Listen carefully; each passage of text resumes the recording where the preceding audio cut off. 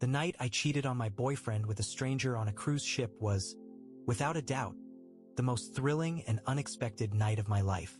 I had always thought that at my age, relationships were supposed to be about stability and trust, especially after 5 years with Tom. But somehow, in the midst of the waves and the luxury of the cruise, I found myself in a situation I hadn't anticipated. I always assumed that men my age had already figured things out. My relationship with Tom was steady, maybe too steady, but it was comfortable. So when I met Mark, a man who seemed to embody everything I hadn't realized I was missing, the lines between what I wanted and what I was willing to risk started to blur. It was supposed to be a simple vacation, a break from our usual routine. The ship was gorgeous, and the promise of freedom in the sea air was intoxicating. I should have been looking forward to it, spending time with Tom, rediscovering the joy of being together, but I couldn't help but notice how things had felt a little stale. When I bumped into Mark the first time, it was a simple exchange of pleasantries. He was older than me, confident, and had that rugged charm that made my heart beat faster. We started talking about our lives, and I found myself drawn to him in ways I didn't expect. He made me feel alive again, like I could remember what it felt like to feel wanted in a way that didn't come with the baggage of a long-term relationship. I told myself it was harmless, just a flirtation. Tom wouldn't mind, right? But as the hours passed, I found myself seeking out Mark more and more. What was once a simple conversation became something deeper, more intense. It wasn't long before I found myself alone with him in the cabin, the door quietly clicking shut behind us. I didn't plan for it to happen. I didn't plan on the kiss, the touch, the feeling of Mark's hands exploring me like they had all the time in the world. In those moments, everything that was wrong felt right, and everything I had been pushing away in my relationship with Tom seemed to fade into the background. Then, at the worst possible moment, I heard the door open. It was Tom, stepping into the room, his eyes wide with shock as he took in the sight of us tangled in the sheets. It all hit me at once. The betrayal, the guilt, the realization that I had just shattered everything we'd built together. Tom stood frozen in the doorway, his eyes not quite believing what he was seeing. I could see the hurt flash across his face, his body stiffening as if he was physically struck. The moment hung in the air, thick with tension. As I scrambled for something to say, some explanation, but nothing came out. My mouth felt dry, my heartbeat deafening in my ears. Mark, still next to me, seemed to realize the situation only after a beat. His body stiffened as well, his hand pulling back from mine, like he was suddenly unsure of what to do. In that moment, I felt completely exposed, caught between the man I had been with for years and the stranger who had somehow come to mean something in such a short time. I turned toward Tom, my heart sinking. "Tom," I whispered, my voice barely audible. I didn't know how to finish the sentence. I had no excuse, no reason that would make sense of what had just happened. All I could see was the pain in Tom's eyes, the way he couldn't tear his gaze away from the scene in front of him. Tom didn't say anything at first. He didn't scream, didn't raise his voice. Instead, he just stood there, looking at me with a quiet kind of disbelief, as if waiting for the world to make sense of itself again. But it didn't. It wouldn't. Finally, after what felt like forever, he shook his head. I don't know what to say," he muttered, the words heavy with resignation. Without another glance at me, he turned on his heel and left, the door slamming shut behind him with a finality that echoed through my chest. I didn't know what to do. I wanted to run after him, to apologize, to explain everything that had led up to this moment. But I couldn't. I was frozen, staring at the spot where he had stood, feeling like I had just destroyed something irreplaceable. And yet, even in the wake of that destruction, there was a part of me that felt relieved? No, not relieved. Confused. Lost. Mark sat up beside me on the bed, his expression a mix of guilt and uncertainty. "Do you think he'll?" he started, but his words trailed off. He didn't finish the sentence, but I knew exactly what he meant. Would Tom forgive me? Could he? Or was this the end of everything? I didn't know, and that uncertainty was like a weight in my stomach. But the thought of what I had just done, of how far I'd let things go, was beginning to feel like an anchor pulling me deeper into a sea of regret. I glanced over at Mark, his face still close to mine, and I felt that familiar pull. But in that moment it felt wrong, like it shouldn't be happening. Maybe I should go talk to him, I said. But it wasn't a decision. It was just the first thing that came to my mind. Mark nodded quietly. If you think you can fix it. But as I stood up, heading for the door, I knew that the damage was done. Nothing was going to be the same anymore, and I had no idea how to make it right. I opened the door to our cabin, but there was no sign of Tom. The room felt unnervingly quiet, the echoes of the evening's tension still lingering in the air. I had hoped that maybe he'd still be there, waiting for me, needing an explanation, something that would make it better. But he was gone. It was as if he had evaporated into thin air, leaving only the cold weight of his absence behind. I stood there for a moment, the emptiness settling into my chest like a stone. The truth was, I had no idea what I was supposed to do now. I had just destroyed everything. I didn't even know how to fix it, if it was even possible to fix. Tom and I had been together for over 5 years. Sure, we had our problems, our issues, but we always managed to work through them. But this felt like something beyond repair. Mark was still sitting on the bed, watching me with quiet eyes. His expression was unreadable, but the guilt was obvious in the way he shifted uncomfortably. I could see that he was waiting for me to say something, anything, to break the silence that had fallen between us. I should go, Mark finally said, breaking the silence. This was never supposed to happen. I didn't mean for it to go this far. I turned to him, surprised by the sudden finality in his voice. What do you mean? I asked, my voice sounding small in the quiet room. I don't know, he said, standing up from the bed. I didn't think things would turn out like this. I thought we could have some fun, but I didn't mean to hurt you, or him. His words stung, but I understood them. We had both made choices that led to this point. I had crossed a line, and now everything was unraveling. I nodded, my throat tight. Yeah, me too. Mark stood there for a moment longer, his hands fidgeting at his sides. I'll go, he said, his voice quiet. It's better this way. You need time, and so do I. As he walked toward the door, I couldn't help but feel a strange mix of relief and disappointment. Part of me was relieved that he was leaving.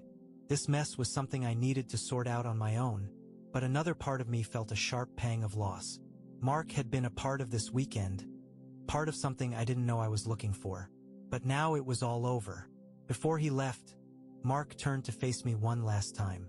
I hope you find what you need, he said quietly, and then he walked out, leaving me alone with my thoughts. I sank back onto the bed, my body heavy, as though the weight of the situation had finally hit me. I had no idea what to do next. All I could think about was Tom. What would he do now? Where would he go? And how would I ever repair the damage I had caused? I needed to see him, to talk to him, but I didn't know where he'd gone or even if he was willing to talk to me. He had walked out so quickly, and I didn't even know if he had processed the situation yet. Did he understand what happened? Could he ever forgive me? But before I could get lost in the whirlwind of my thoughts, the sound of a knock at the door startled me. I stood up, my heart racing, half expecting it to be Tom. But when I opened the door, I was met with a face I didn't expect. It was the ship's steward, his expression kind but professional. "Excuse me, sir," he said, holding out a small envelope. "This was left for you." I took the envelope from his hand, my stomach twisting with nerves. Who could be sending me something now, after everything that had happened? "Thank you," I muttered, closing the door behind me as I opened the envelope. Inside was a note, written in familiar handwriting, Tom's handwriting. "I need space. I'm going to stay in a different cabin for the remainder of the cruise. Don't try to find me. I don't know what to say to you right now, but I need time to think. Please respect that." The note was short and to the point. It hit me like a punch in the gut. I knew he was hurt, but to read it in black and white made it all the more real. It wasn't just a fight or a temporary disagreement. It was the beginning of something much bigger, something that felt like the end. I stood there holding the note in my hands, the reality of the situation sinking in deeper. I didn't know how to fix this, but I knew one thing for sure. I had to do something. I had to figure out what had gone wrong and how I could make things right, if it was even possible. The next few days passed in a haze, each one feeling like it bled into the next, the hours moving too slowly yet never quite allowing me to catch my breath. I kept myself busy, trying to ignore the gnawing ache that had settled in my chest ever since Tom walked out.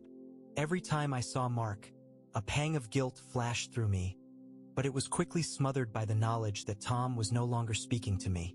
I hadn't seen Tom since he left that note. His absence was a constant reminder of the mess I'd made, but I tried to respect his wishes. At least, I tried to convince myself I was. Part of me kept wanting to rush after him, begging him to listen to me, but I held back, knowing that pushing him would only make things worse. But the days without him were torturous, each moment dragging on as I waited for something, anything, to change. It wasn't until the fourth day of the cruise, when I caught sight of Tom walking with someone else, that the full weight of what I had done hit me. My heart lurched as I saw him, his eyes locked with the strangers in a way that made it clear they were more than just passing acquaintances. The sight of them laughing together was like a slap in the face, and I could feel the bile rising in my throat. I didn't want to feel jealous. I had no right to feel jealous, but there it was, an overwhelming rush of emotion that I couldn't deny. Tom was moving on, and it wasn't just the breakup. It was the reality of seeing him with someone else, in a way that seemed to eclipse everything we had built. I spent the rest of that day wrestling with myself. I had no idea where I stood with Tom now, or how to fix what had been broken. But I knew one thing for sure. I couldn't let him go that easily. I wasn't ready for this chapter to end. Not when everything still felt unfinished. He might be with someone else now, but I could still see a way back. It wasn't too late to fight for us, was it? I decided to do something that I'd promised myself I wouldn't. Follow them. I had to know what was going on. It wasn't healthy. I knew that, but I couldn't help myself. If there was any chance of saving this, I had to understand what was happening between them. I waited for the perfect moment. When I saw them heading to the bar, I quietly slipped in behind them, staying far enough away that I wouldn't be noticed. I watched them from across the room, watching as Tom and the stranger chatted, laughed, and shared drinks. It wasn't a surprise that Tom was talking so easily with him. Tom had always been friendly, charming in his own way, but seeing it in person felt like a knife twisting in my gut. At one point, the stranger reached out and touched Tom's arm, a gesture that seemed so casual, but to me, it felt like everything. My breath caught in my throat, and for a split second, I thought I might lose control. My mind raced with questions I didn't know how to answer. Who was this man? Was this what Tom wanted now? Was I really the person he had chosen to walk away from? I couldn't stand it anymore. I had to talk to him.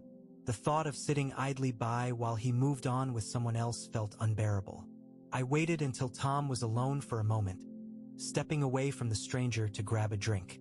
I knew this was my chance. I knew I had to take it. "Tom," I said, my voice shaky as I approached him. His eyes widened in surprise, but there was something else there too. Something that made the pit in my stomach drop. He wasn't angry, but he wasn't happy to see me either. He was distant, cold even, and I couldn't tell if it was because of what had happened between us or if it was because of the new person standing in front of me. "I didn't expect to see you here," Tom said, his voice steady but lacking the warmth it once held. I stopped myself, unsure of what to say next. I just wanted to talk, to clear the air, maybe. He crossed his arms over his chest, his gaze flickering back toward the stranger, who was now sitting at the bar watching us. "I don't think there's much to talk about," Tom replied, his words cutting through the air like ice. "You made your choices, and I've made mine." The words stung, but I couldn't give up just yet. "Please, Tom, can we just have a conversation? I need to explain." Tom shook his head. "There's nothing left to explain. You know what you did." I watched him walk away, every step he took deepening the wound I had caused. I stood there for a long moment, my hands clenched into fists by my sides, helpless to do anything but watch him go. But even as I stood there, the emptiness of it all creeping over me, part of me knew I wasn't done. Maybe he needed more time. Maybe I needed more time. But I wasn't going to give up without a fight. I had to prove to him that what we had was worth salvaging. Later that night, after my brief but painful encounter with Tom, I noticed Mark again, standing at the edge of the deck, looking out at the sea. He was alone, lost in his thoughts, and something about him made me feel as if the story between us wasn't quite finished either. There was a spark there, something we both could have ignored but hadn't. I found myself walking towards him, my heart heavy with the weight of everything that had happened. "Hey!" I said softly when I reached him. Mark turned to face me, his expression unreadable. There was a long silence before he spoke. "I didn't think you'd want to talk to me. I didn't think I would either," I admitted, my voice quieter now. "But I think we both made some mistakes." Mark's eyes softened, the hardness that had been there earlier melting away. "Maybe we did," he said, his voice low and tentative. We stood there for a while, the sound of the waves crashing below us in the background. I didn't know where things would go from here, but for the first time in a long while, I felt like maybe something new was possible. The next day, the ship was rocking gently in the waves as I tried to come to terms with everything. Tom was still keeping his distance, and it seemed like we were stuck in this strange limbo, where neither of us knew how to move forward. Yet, something had shifted in me. The confrontation, the pain of watching him with someone else. It all seemed to open a new door in my heart. I couldn't keep pretending that I was fine. I was broken, and I needed to find a way to piece myself back together. But Mark was still there. His presence was like a shadow following me wherever I went, a reminder of my past mistakes but also of the chance for something different, something unexpected. I wasn't sure what it meant, but every time I saw him, I felt the familiar pull of attraction. It wasn't the same as what I had with Tom, but it was something. I didn't want to rush anything. I didn't want to use Mark as a distraction or as a way to forget about Tom. But the chemistry between us was undeniable, and the more time I spent with him, the more I couldn't ignore it. It was that afternoon, when I found myself alone on the deck, looking out at the endless horizon, that Mark approached me again. I was leaning over the railing, letting the cool breeze wash over me, but the moment I saw him walking toward me, I felt my heart pick up its pace. "Hey!" he said, his voice carrying in the wind. He was standing next to me now, close enough that I could feel the heat of his body. But he didn't touch me. There was something about the space between us that felt important, as if we both knew that crossing it would change everything. "Hey!" I replied, turning to face him. There was an odd sense of quiet between us, an unspoken agreement that we weren't going to rush things, that we were taking it slow. Mark smiled, his eyes warm and understanding. "I've been thinking," he began, his voice uncertain but calm, "about the other night, about what you said." I nodded, my stomach tightening. "I've been thinking about it too," I admitted. "About everything. I never wanted things to end the way they did." He didn't respond right away. Instead, he stepped a little closer, the space between us narrowing until our bodies were almost touching, though not quite. I could feel the air between us shift, crackling with the energy of something new, something that had been bubbling beneath the surface since the moment we met. "You don't have to explain yourself to me," Mark said softly, his voice low, almost a whisper. "I can't imagine how hard this has been for you." I wasn't sure if he was talking about Tom or if he was referring to me and my own struggles with guilt. But in that moment, I didn't want to overthink it. I just wanted to feel something other than the suffocating pain that had been following me around. I looked at him, really looked at him, and for the first time I felt the pull of something real. Mark was kind, and he understood me in a way that no one else had in a long time. He didn't judge me for what I had done. He simply accepted that I was human, that I made mistakes, that I was trying to find my way. "You're not angry with me?" I asked, my voice unsure, fragile. Mark reached out, his hand brushing mine in a touch so light, it almost felt like a question. "No," he said, his voice steady. "I'm not angry. I just want to know where we go from here." His words hung in the air, heavy with possibility.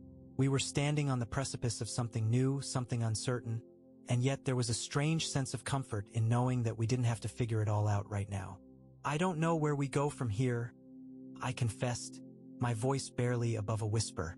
"But I do know that I want to see where this could go. With you." Mark's eyes softened, and he gave me a small, reassuring smile. "I'm not asking for anything more than that. Let's just see where it takes us." And then, as if on cue, Mark stepped closer, his hand finding mine and squeezing it gently, a gesture that felt both tender and sincere. It was the first time I felt like someone really understood me, someone who wasn't there to judge or to point out my mistakes. Mark didn't care about my past with Tom. He just cared about me right here, right now. As the evening settled in, we spent time together, walking along the ship's decks, talking about everything and nothing at all. It felt easy, comfortable, almost like it had always been this way. In that brief moment, I let myself forget about the weight of everything that had happened. I let myself be present, just living in the now. And then, as the sun set and the sky turned shades of pink and orange, I felt something shift again.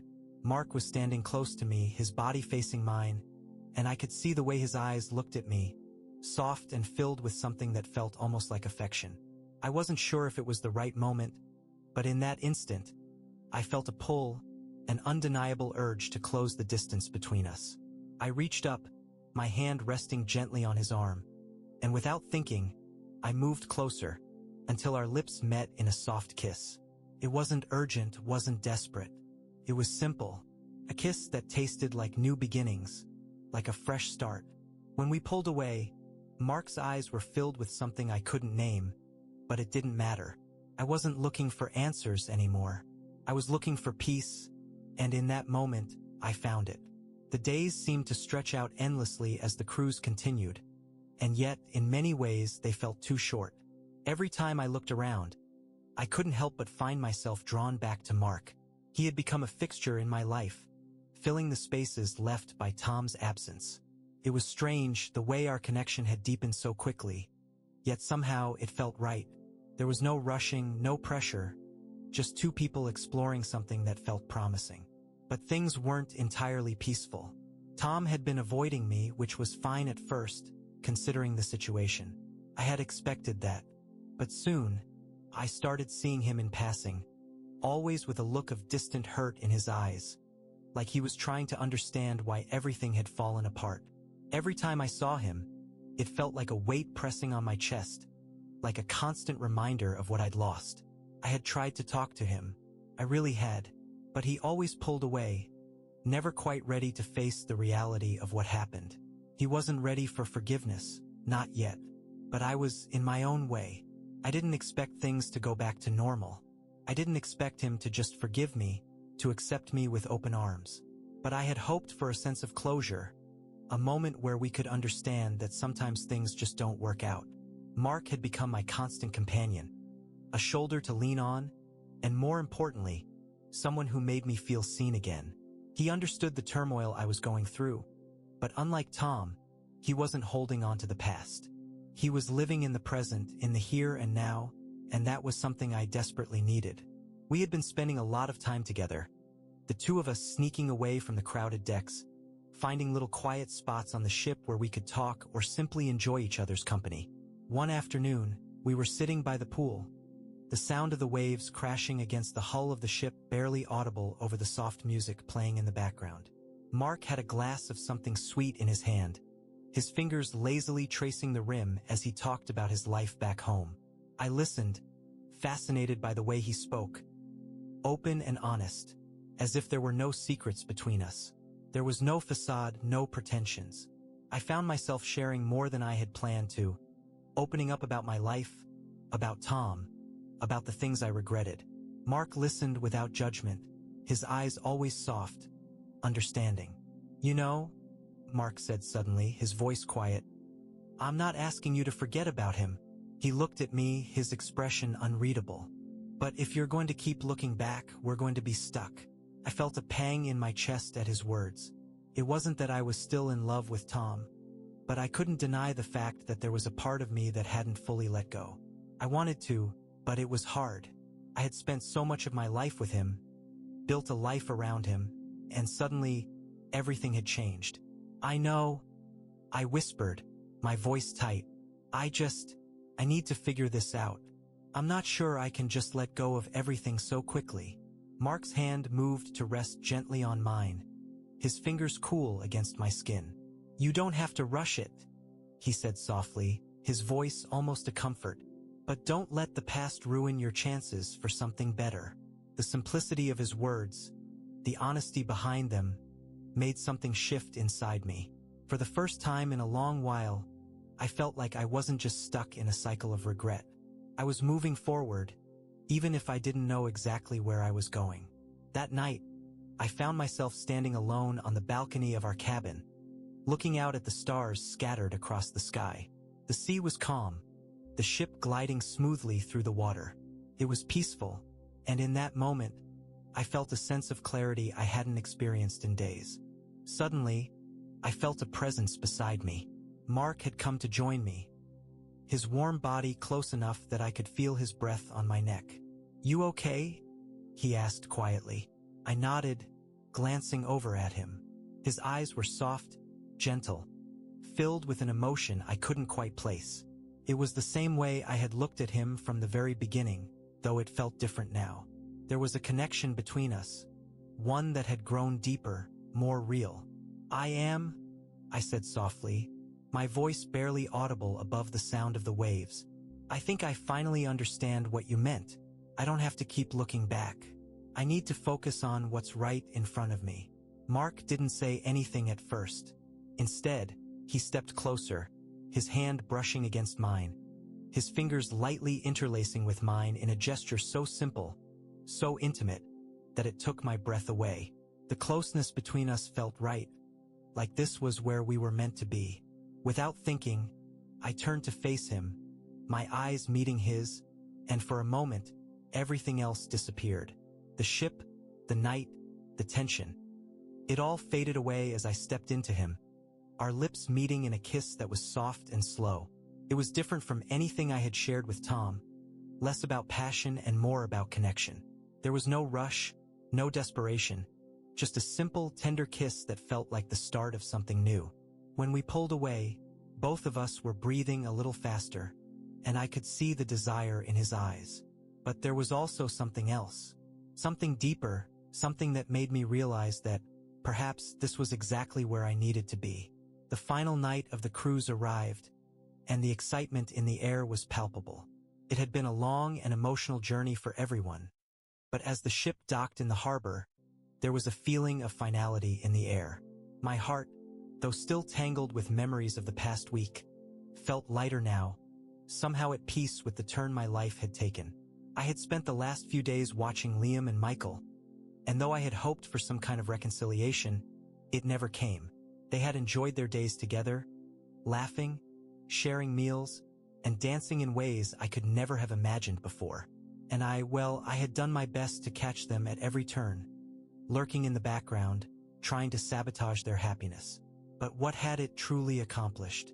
They were still together and I was still alone. By the time the sun set that night, painting the sky in hues of orange and pink, I had finally accepted that everything had changed. It had to. I couldn't keep holding on to something that was no longer mine. I had tried to rewrite the story of Liam and me, but life doesn't work that way. People change. We change. The ship's lights flickered on, casting a soft glow over the deck as I found myself at the bow, leaning against the railing, letting the sea breeze cool my skin. I wasn't sure what I was waiting for. Perhaps for a sign that this chapter in my life had ended, or maybe for something new to begin. I had been so focused on my anger and regret, but as the moments passed, I realized how much space I had been taking up in my own life. Space that now needed to be filled with something different. That's when I saw him, Ethan. He was walking slowly across the deck, a casual smile playing on his lips as his eyes met mine. I hadn't noticed him much during the cruise, except for a brief glance here and there, but something about his presence felt different. He wasn't just another man to distract myself with. He felt like someone who might understand the things I had been through. He stopped a few feet away, his voice soft but confident. "I've been thinking about you," he said, his eyes searching mine. The words hit me like a wave. "What do you mean?" "I know things have been complicated for you," he began, his tone gentle. "But I also know that you deserve more than what you've been holding on to." I nodded, the weight of his words sinking in. He was right, of course. The relationship I had tried so hard to hold on to was never really mine to begin with. It was time to let go. The bitterness, the jealousy. It had all been a cage I'd built around myself. Ethan stepped closer, his presence calm and grounding. "You don't have to be alone in this, you know? Not anymore." I looked at him, really looked at him for the first time. He wasn't the replacement for Michael, nor was he the man I was going to force myself to fall in love with. He was someone who was offering me the chance to begin anew. "I don't know if I'm ready," I said quietly, my voice betraying the uncertainty I felt inside. "You don't have to be ready," Ethan replied, his voice warm and steady. "You just have to want to be." And in that moment I realized that I did. I wanted to be ready. I wanted to stop living in the shadows of a love that had slipped through my fingers, and I wanted to walk towards something different, something better. I took a deep breath, letting it fill my lungs and steady my heart. Ethan reached out, gently touching my arm, his eyes not full of pity, but understanding. "You're not alone anymore," he whispered. I closed my eyes, letting the truth of his words sink in. The wind was still against my face, the hum of the ship beneath my feet. And for the first time in a long time, I felt like maybe, just maybe, everything was going to be okay.